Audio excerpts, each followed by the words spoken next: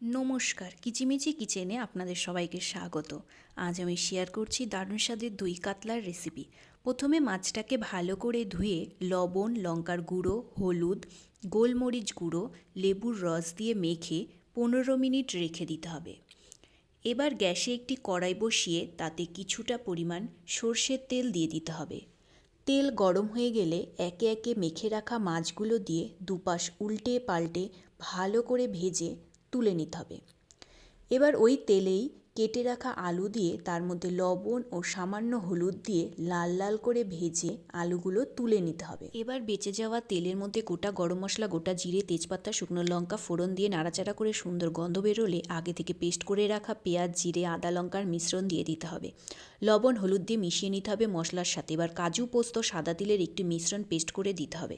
এবার গ্যাসটিকে লো ফ্লেমে করে ফ্যাটানো টক দই, সামান্য চিনি দিয়ে মশলাটাকে ভালো করে কষাতে হবে। মশলার বাটি ধোয়ার সামান্য জল দিতে হবে। মশলা থেকে তেল ছেড়ে আসলে ভেজে রাখা আলু দিয়ে মশলার সাথে কষিয়ে পরিমাণ মতো জল দিতে হবে। ঝোল ফুটে উঠলে ভেজে রাখা মাছ দিয়ে দিতে হবে। কয়েকটা চেরা কাঁচা লঙ্কা, গরম মশলা গুঁড়ো দিয়ে ঝোল ফুটিয়ে নামানোর আগে ঘি দিয়ে নাড়াচাড়া করে নামিয়ে নিন দই কাতলা। ধন্যবাদ।